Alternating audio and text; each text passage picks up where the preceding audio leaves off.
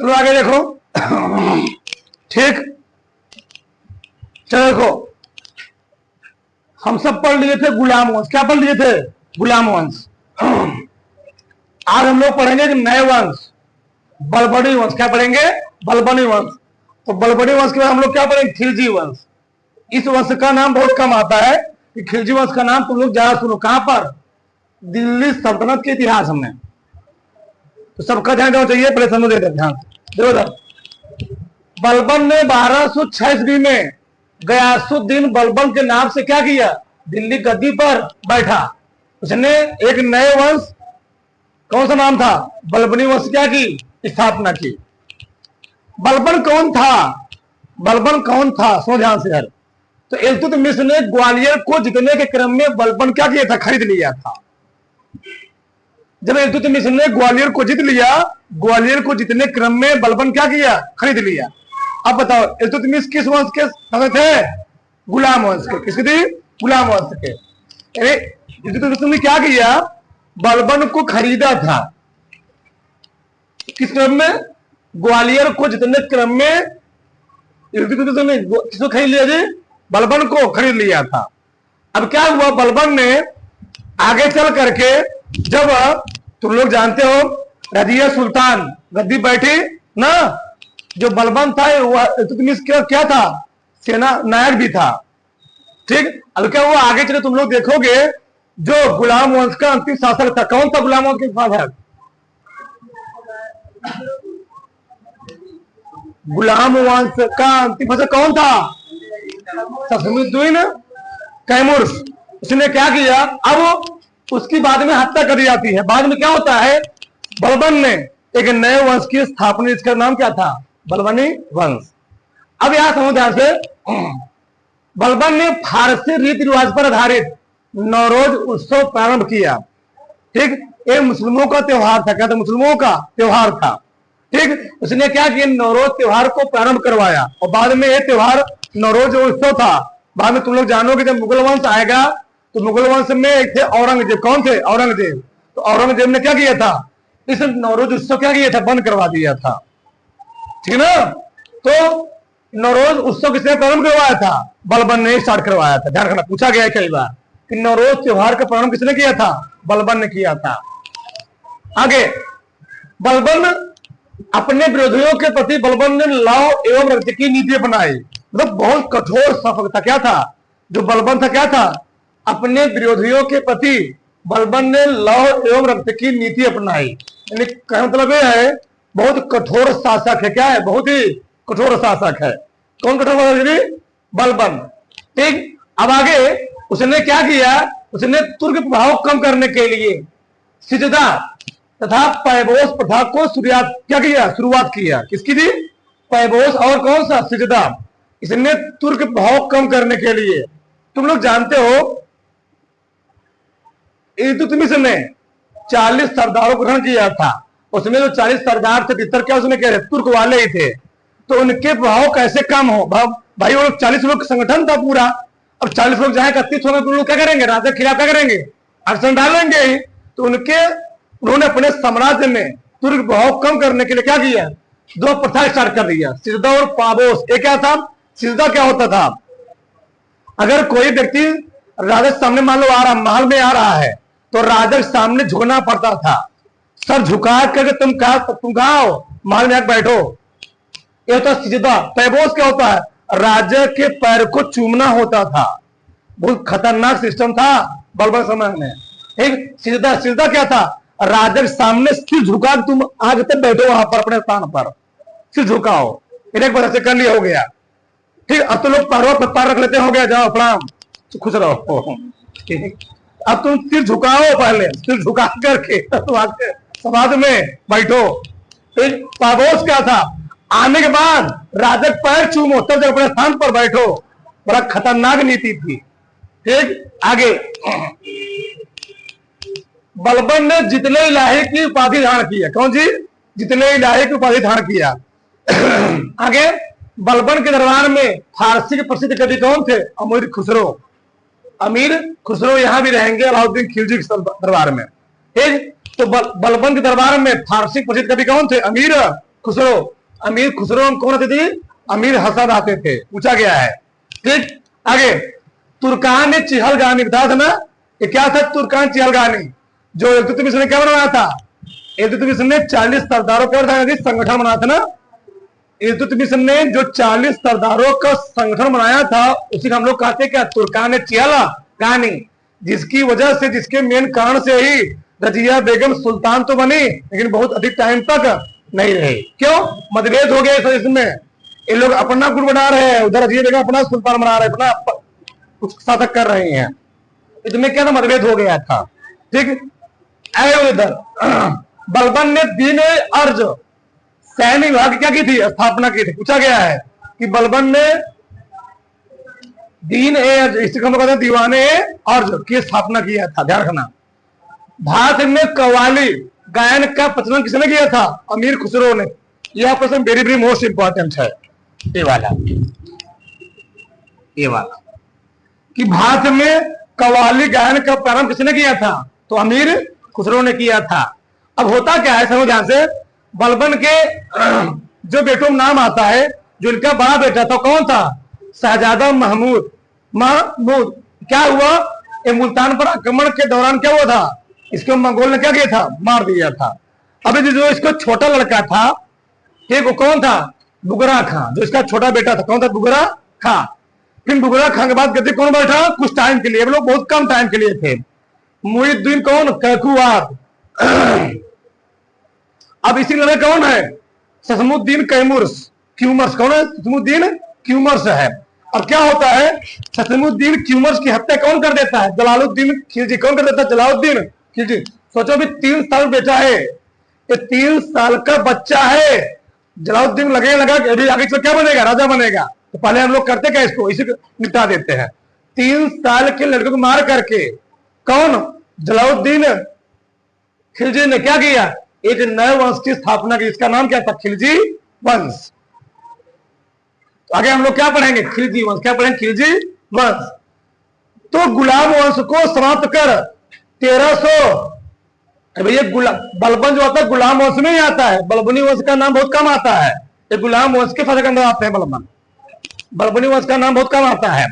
तो गुलाम वंश को समाप्त करके 13 जून कब? 1290 ईस्वी को जलालुद्दीन फिरोज खिलजी ने क्या किया? ठीक, खिलजी वंश की स्थापना की। अब हुआ क्या? इसने अपनी राजधानी क्या बनाई? राजधानी बनाई किलो खरी। क्या बनाई? किलो खरी राजधानी बनाई इसने अपनी। ठीक, अब क्या हुआ? क्या कहानी क्या थी? हुआ क्या?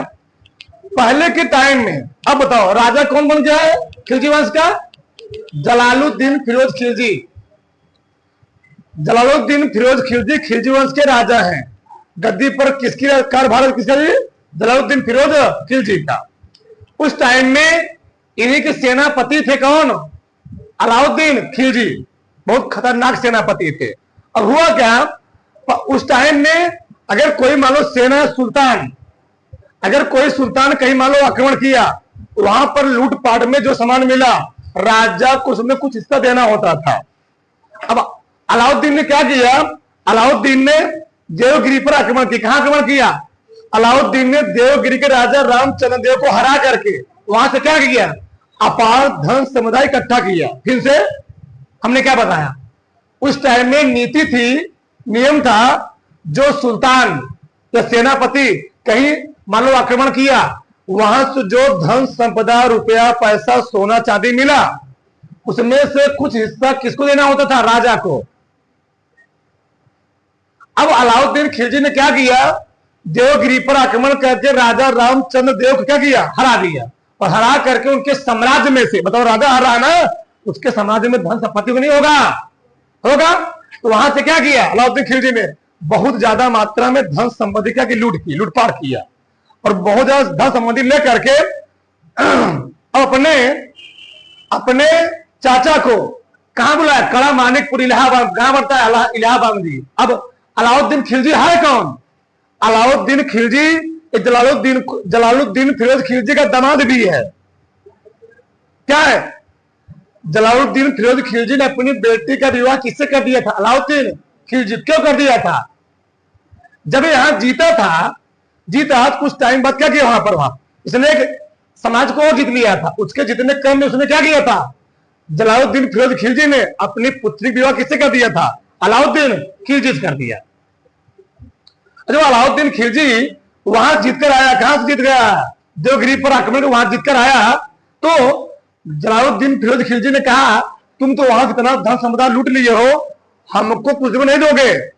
तो अलाउद्दीन खिलजी ने कहा हम आप क्यों नहीं देंगे, आप आइए हमारे पास और लेकर के जाइए। अब जलालुद्दीन को लगा हाँ तो देगा, हमको लग रहा है देगा। अब जलालुद्दीन लेकर अपना सैनिक लेकर पहुंच गए वहां पर, कहां पर, इलाहाबाद पड़ता है, कड़ा मानिकपुर स्थान पड़ता है। तो ये सामान आज कहां से आ गया, नदी किनारे से आ गया ना, पहले तो घोड़ा गाड़ी नहीं थे इतना सदन। तो आया वहां पर कौन पहुंचे, जलालुद्दीन फिरोज खिलजी पहुंचे। वहां पर पुलिस कौन खड़ा हुआ है, अलाउद्दीन खिलजी धन संपदा लेकर के। और जैसे जलालुद्दीन फिरोज खिलजी अलाउद्दीन खिलजी से मिलते हैं, गले गले मिलते, दोनों मूवी देखे होगे, मूवी देखोगे ना, मूवी क्या होता है, अलाउद्दीन खिलजी अपने हाथ में क्या पहने हुए थे, नक्सिक क्या पहने हुए थे, नक्सिक पहने हुए थे। और नक्सिक करते क्या है, जलालुद्दीन फिरोज खिलजी भोग देते हैं। चला गया, कौन चला गया, ससुर चले गए, ससुर चले गए, दामाद बच गया। दामाद कौन है, अलाउद्दीन खिलजी। ठीक, तो अब राजा कौन बनेगा, अलाउद्दीन खिलजी। दो ही चीज लिखा गया है, अपने चाचा से मिलने के लिए, पूछो भतीजो एवं चाचा, ठीक, से मिलने के लिए इलाहाबाद आया। कौन आया, कौन आया, जलालुद्दीन फिरोज खिलजी। और कड़ा मानिकपुर, कहां पर, कड़ा मानिकपुर गंगा नदी किनारे क्या किया उसने, अलाउद्दीन खिलजी ने 1246 में क्या किया, नक्सिक से हत्या कर दिया। जलालुद्दीन फिरोज खिलजी बुलाया, किसने बुलाया, अलाउद्दीन खिलजी ने। और अलाउद्दीन खिलजी बुला करके वहीं पर क्या किया, हत्या कर दिया। और राजा कौन बनेगा, अलाउद्दीन खिलजी। अब हुआ क्या, अलाउद्दीन खिलजी ने सेना को नगद वेतन देने एवं स्थायी सेना रखने की नींव रखी। उसने अमीरों के मेल मिलाप व वैवाहिक संबंध पर क्या किया, रोक लगा दिया। बहुत खतरनाक शासक था कौन, अलाउद्दीन खिलजी। उसने सेना को नगद वेतन देना शुरू किया। पहले क्या था, पहले सेनाओं को जो मान लो जो सैनिक थे, सैनिकों को भूमि दी जाती थी, भूमि खेत दिया जाता था, खेत पैसे बहुत कम देते थे। लेकिन अलाउद्दीन खिलजी ने क्या किया, इसने जो सैनिक मान लो एक महीने काम किया उसका नगद वेतन दिया जाता था, नगद। और कुछ महीनों के लिए इसने, कुछ वर्षों के लिए इसने इतना भी क्या किया था, वेतन को देना शुरू कर दिया था। अब इससे सैनिक क्या हुए, एकदम खुश हो गए, भैया हम काम कर रहे हैं एक महीना, हमको वेतन मिल जाए 2 महीने का, हम काम अच्छे करेंगे खराब करेंगे और अच्छे करेंगे। तो अलाउद्दीन खिलजी ने नई नियम लगाया। उसने क्या किया, सैनिकों को नगद वेतन देना शुरू किया, नगद वेतन। अभी वो काम नहीं किया हुआ है, काम करने से पहले उसको क्या मिल जा रहा है, वेतन मिल जा रहा है। अब बताओ सैनिक खुश होंगे ना जी, जब सैनिक खुश होंगे तो सैनिक क्या करेंगे, काम अच्छे से करेंगे और राजा क्या होगा, पावरफुल बनेगा। और स्थायी सेना रखने की नींव रखी। उसने क्या किया, अगर बात की जाए दिल्ली सल्तनत के इतिहास में, अलाउद्दीन खिलजी के पास बहुत विशाल सेना थी, क्या थी, बहुत विशाल सेना थी। और सेना रखने के मेन रीजन यही क्या था, क्या था, उसने नगद वेतन देना शुरू किया, अस्थायी सेना रखी और सेना में कोई घपलेबाजी ना होने पर उसने क्या किया, उसने घोड़े को दागने की प्रथा शुरुआत की। तो लोग जानते हो गांव में क्या होते हैं, जो छुट्टा क्या होते हैं, बैल होते हैं ना, सांड होते हैं, उनको क्या किया था, दाग दिया था, सरकारी चिन्ह लगा दिया जाता है, तो वो कोई मार नहीं सकता है। उसी प्रकार से अलाउद्दीन खिलजी ने क्या किया, घोड़े को दागने की प्रथा शुरुआत की। क्यों किया, पहले होता क्या था, मान लो कोई अपना घोड़ा लेकर चला है अलाउद्दीन खिलजी सेना में, और वही घोड़ा ले चला गया दूसरे राजा सेना में, इससे दिक्कत होती थी, नहीं समझे। मान लो किसी सेनापति के पास 500 घोड़ा है,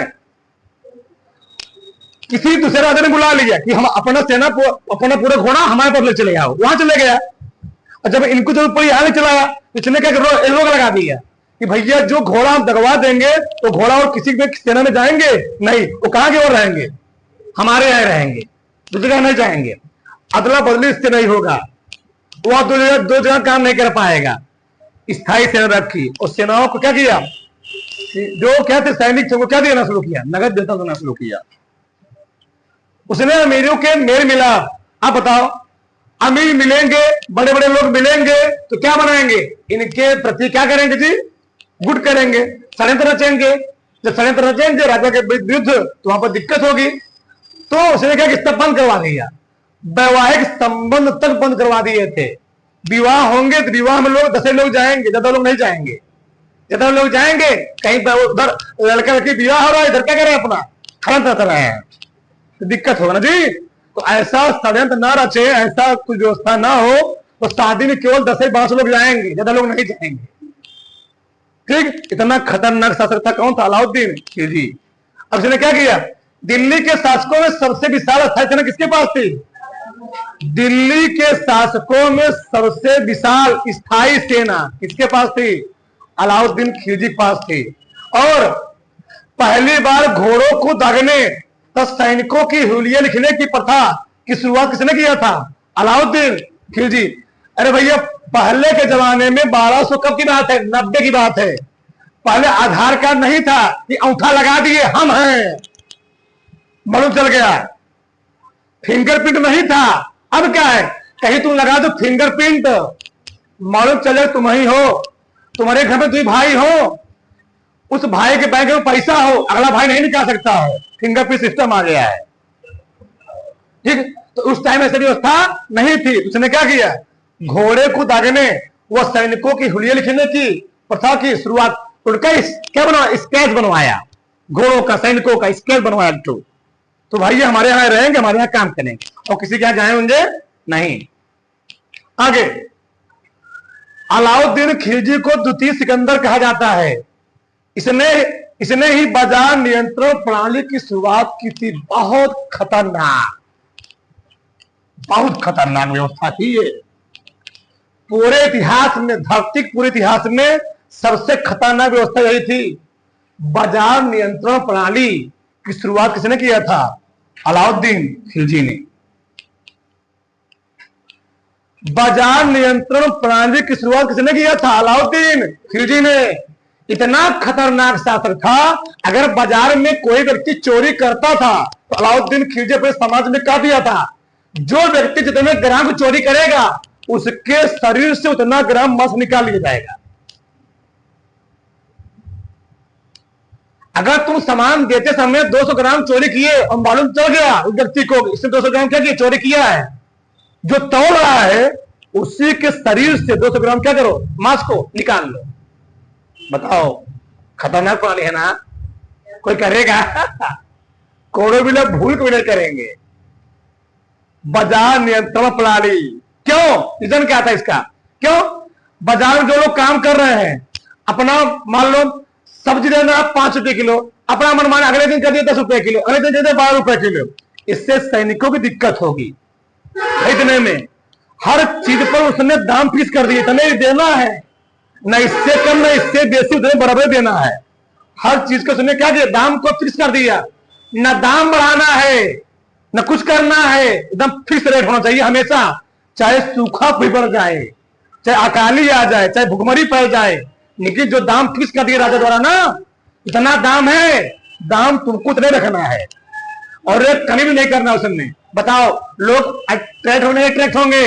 इससे क्या हुआ, न कम देना है न कमी करना है न दाम बढ़ाना है। इससे क्या हुआ, दिल्ली की ओर और राजा क्या हुए, अट्रैक्ट हुए, व्यापारी अट्रैक्ट हुए और व्यापारी अट्रैक्ट हुए। वहां पर सामान क्या मिलेगा, हमको सस्ता मिलेगा और चोरी वाली सामान नहीं मिलेगी। जान रहा है, अगर चोरी करेंगे तो मांस क्या किया उतना निकाल लिया जाएगा।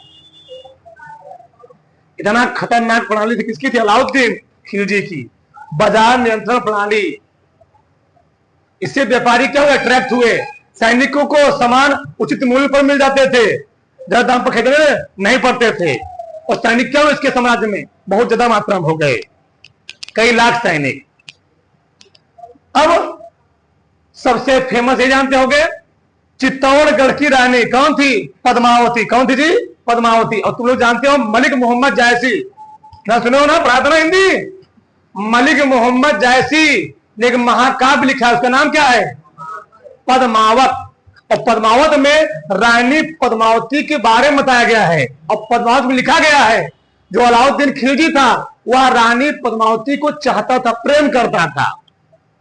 लेकिन बाद में इतिहासकारों ने खंडन किया कि मलिक मोहम्मद जासिद बहुत पहले के हैं और अलाउद्दीन खिलजी क्या है, बहुत पहले का है, बहुत बात के ना मौलवी मोहम्मद जासिद।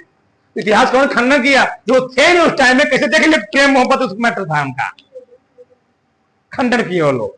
ठीक, तो हुआ क्या था, कहानी जानते करते हो ना, अलाउद्दीन खिलजी मूवी देखे हो ना, वही चीज। कौन मूवी है, पद्मावत। हाँ, देखोगे सब उसमें दिखाया गया है। राजा रतन सिंह राजा थे, उनकी क्या होती है, मृत्यु हो जाती है। राजा रतन सिंह की मृत्यु के बाद पद्मावती, कौन जी, रानी पद्मावती वहां क्या रहती है, राजपाट संभालती है माल। ठीक, अब होता क्या है, अब इतना कलाकार राजा था अलाउद्दीन खिलजी, 6 महीने तक चित्तौड़गढ़ किला घेर खड़ा हो गया, 6 महीने तक। और चित्तौड़गढ़ किला कितना लंबा था, 13 किलोमीटर में था। सोचो, किसी के साम्राज्य को तुम 6 महीने तक घेर खड़े हो जाओ, किसी घर को चारों तरफ से, कोई व्यक्ति खाना पीना पानी कहां से लेकर आएगा, मर जाएगा, अंदर अंदर मर जाएगा वो। 6 महीने तक पूरा किला क्या किया, घेर लिया। अब व्यक्ति खाने के लिए चाहिए, मार्केट सामान लाना है, कुछ लाना है, आदमी कहां जाएगा, बाहर जाना ही पड़ेगा। आदमी सब परेशान हो गए। बाद में क्या हुआ, इसने आक्रमण कर दिया। किसने आक्रमण कर दिया, अलाउद्दीन खिलजी ने।